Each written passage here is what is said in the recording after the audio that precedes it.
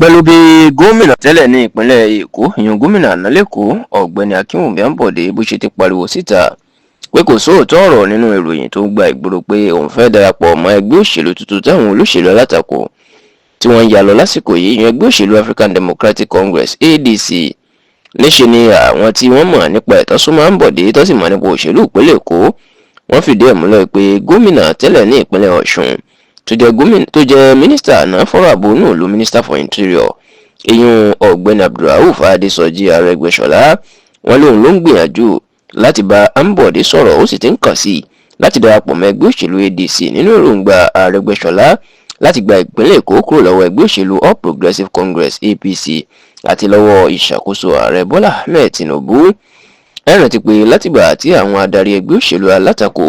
bíi alhaji atiku abubakar peter obi arẹ́gbẹ́ṣọlá malam nasiru El-Rufai rotimi amechi babachi lawal solomon dalon john odige oyegun tom ekimi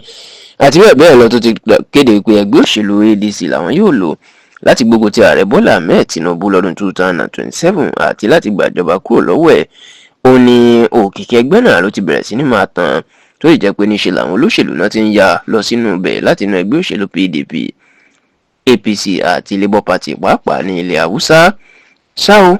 níṣe ni ìròyìn jáde pé ẹgbẹ́ òṣèlú ADC tó ti di ìyàwó ọ̀ṣìngìn tàbí ọmọ tó sojú ló báyìí òun ni gómìnà tẹ́lẹ̀ ní ìpínlẹ̀ èkó tó ṣe gómìnà láàrin ọdún 2015 sọdún 2019 lẹ́kọ̀ọ́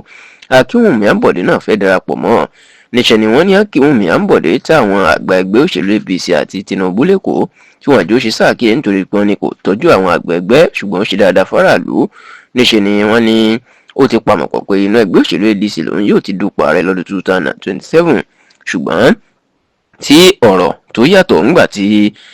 àǹbọ̀dé pariwo síta lópin ọ̀sẹ̀ tó kọjá pé kò sí nǹkan tó jọ olóhùn ò gbìyànjú òun ò gbèrò láti kúrò nínú ẹgbẹ́ òṣèlú APC àti pé òun ò gbèrò láti darapọ̀ mọ́ ẹgbẹ́ òṣèlú ADC. bẹ́ẹ̀ ló jẹ́ kó dì í mọ̀ pé ẹ̀yìn ààrẹ bọ́lá ahmed tinubu lòun wà gbàgbà ọ̀ àti pé lábẹ́ bó ti wù kó rí òun yóò ṣàtìlẹ́yìn tí tinubu yóò tó fi ṣe sáà kejì lọ́dún 2027 ni. ṣáò tẹlifíṣàn yorùbá tòótọ́ gbọ́ wípé lóòótọ́ ni arẹ́gbẹ́ṣọlá ló ń kàn sí àǹbọ̀dé wípé kó darapọ̀ mọ́ ẹgbẹ́ òṣèlú ADC tí wọ́n sì ń ṣèlérí láti fún un ní tíkẹ́ẹ̀tì láti rí díje du ipò gómìnà lẹ́kọ̀ọ́. agbègbè èròǹgbà arẹ́gbẹ́ṣọlá ni wípé bí àǹbọ̀dé àti olùdíje fún ipò gómìnà lábẹ́ ẹgbẹ́ òṣèlú Labour Party ní ọdún 2023 lẹ́kọ̀ọ́ chinedu gbadebo Rotimi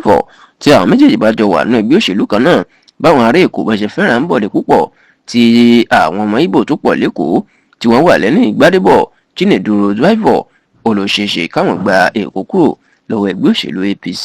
ṣùgbọ́n tó jẹ́ pé akínwùmí àǹbọ̀dé